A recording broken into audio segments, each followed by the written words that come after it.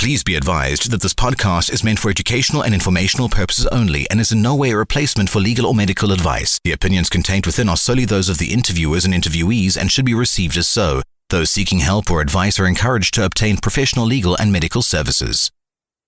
Check, 1 2 1 2. Live across the universe. Check it out. Ladies and gentlemen, It's about that time, y'all. you are now in the mix. It's time to wake up, folks. Don't touch that button. You're locked in to Wake Up Live from K.L.P Studios. Good morning, ATL. It's Thursday, October 16th, 2025. Y'all ready to rise and shine? You've got the freshest voices in the city, bringing you your dose of heat, heart, and a little healthy havoc. This is Wake Up ATL with Blondie Cera I October, where we talk the real, spin the vibes, and hustle you into your day. What's up, ATL? Blondie here. I hope you had your coffee, 'cause we're about to stir things up. And I'm Sarah, locking in your headlines, your pulse on the streets, and the stories no one else wants to miss. From the city skyline to the neighborhood corners, we got the energy, the voices, the questions. Stay tuned. Coming up, the top local news that's shaking up your morning. Buckle up, ATL. It's Wake Up ATL with Blondie Cera I October. This is your morning spark. Let's get into it. Here's something that'll blow your mind. Every time you ask ChatGPT a question, you're using enough water to fill a bottle. In fact, Scotland's AI data centers are guzzling enough tap water annually to fill 27 million water bottles, and that number is growing fast. That's such a striking way to think about it. I never imagined our digital conversations had such a physical impact on water resources. Well, what's really fascinating is how this water usage has quadrupled since 2021. We're talking about 16 data centers in Scotland right now, but here's the kicker. They're planning to build many more. The UK is already the third largest nation for data centers globally, just behind the US and Germany. So what exactly are these data centers using all this water for? They need it for cooling. These massive warehouses full of computers generate an enormous amount of heat. Most centers in Scotland use what they call open-loop systems, which is basically like leaving your tap running constantly to keep your computer from overheating. Just 10 to 50 responses from GPT-3 can use up about 500 milliliters of water. That really puts things into perspective. It's like every AI conversation has a hidden water bill. And here's where it gets even more interesting. The University of Glasgow did some calculations and found that the carbon footprint of these data centers is equivalent to every person in Scotland driving an extra 90 miles every year. That's just from the existing facilities. Well, that's quite a road trip we're all taking without even leaving our desks. You know what's particularly concerning? The tech industry isn't very transparent about these impacts. When the BBC tried to contact Scottish data centers about their water usage, none of them responded. Though I should mention that OpenAI did speak up about their sustainability efforts. Oh, really? What did they have to say about all this? They talked about building a new data center in Norway that will run on renewable power and use closed-loop systems, which means they'll recirculate water instead of constantly using fresh supplies. They also argue that AI could actually help tackle climate change by accelerating scientific discovery. That's quite an interesting paradox, using resources to create tools that might help us save resources. Exactly! And Scottish Water is trying to find creative solutions. They're encouraging data centers to be built near wastewater treatment works so they can use treated effluent instead of precious drinking water. Though right now, the water usage from these centers has been labeled as significant by Scottish Water. Though I understand Scotland must be quite attractive for these facilities, the cool climate, renewable energy sources, efficient power grid, it seems like a perfect storm of positive factors. That's right. And the Scottish government is actively trying to position the country as a global center for AI. But they're also trying to balance that with environmental responsibility. Professor Anna Basiri from the University of Glasgow suggests we need carbon targets and tax penalties for companies that exceed them. You know what really strikes me about all this? How something as seemingly virtual as AI has such tangible physical consequences. And here's something else to consider. Using an AI tool like ChatGPT or Google's Gemini uses about 13 times more power than a simple Google search. Professor Basiri suggests we should all think about our AI footprint. Maybe sometimes a regular search would do instead of asking an AI chatbot. That's really practical advice. It's like choosing to walk instead of drive when you only need to go a short distance. Looking ahead, this is only going to become more important. The UK is planning to build another 100 data centers in the next few years, and AI usage is booming. 60% of the UK population is already using it. We need to figure out sustainable solutions now before the problem gets even bigger. So, what you're saying is that we're at a crucial turning point where we need to balance technological progress with environmental responsibility.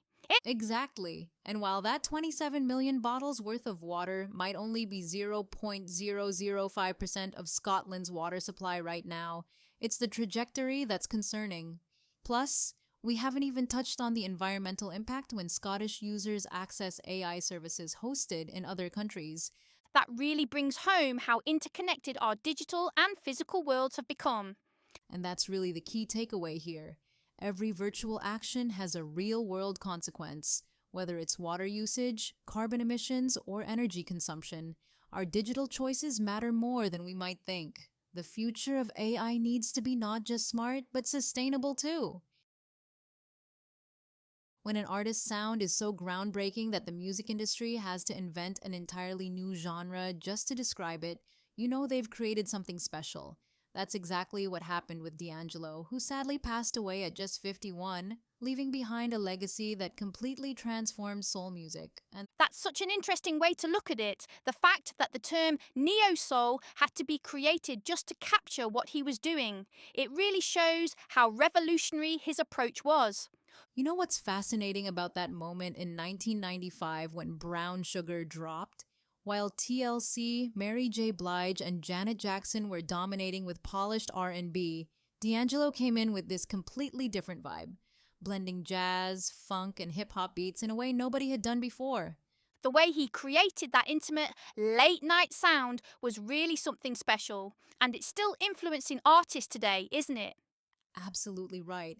And what's really striking is how his manager, Kedar Massenberg, who later became president of Motown Records, saw enough potential in this new sound to actually trademark the term neo-classic soul. Though, interestingly, D'Angelo himself later rejected that label entirely. That's such an interesting tension between marketing and artistic authenticity. What did D'Angelo say about that label? He was very clear about it. He said, "I never claimed I do neo-soul. When I first came out, I used to always say, I do black music. I make black music." That statement really speaks to his commitment to artistic authenticity over commercial categorization.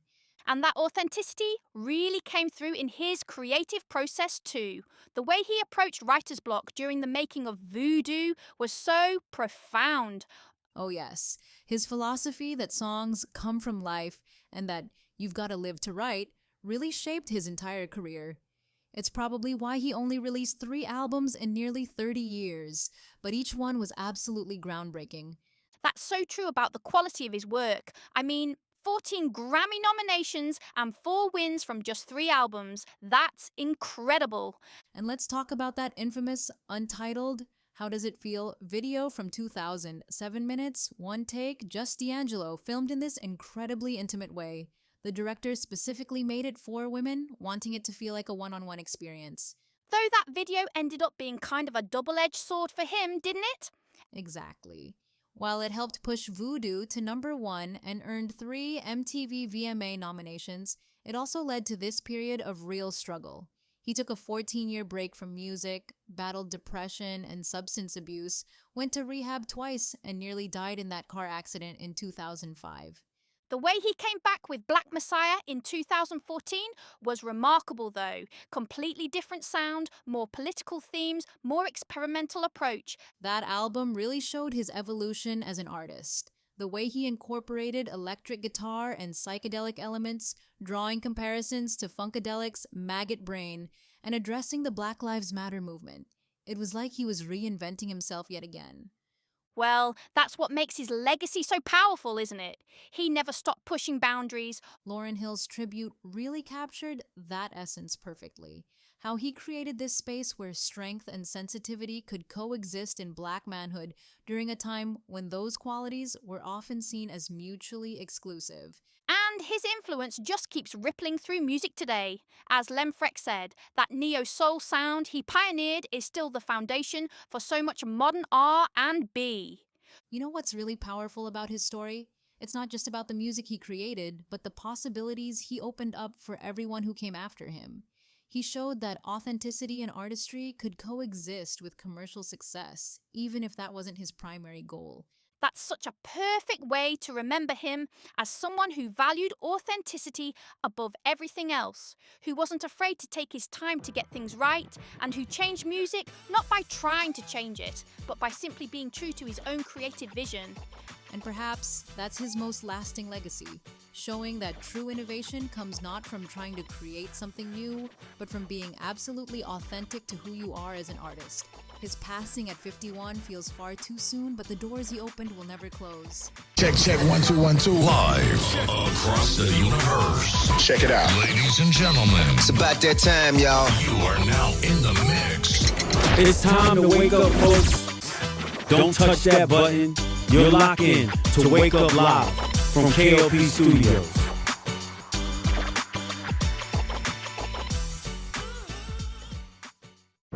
Made in Georgia.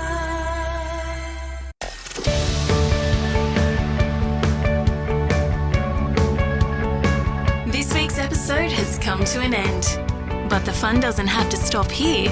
If you have any questions, suggestions, or feedback, head over right now to Twitter and Facebook and like, share, and get involved. Join us next time.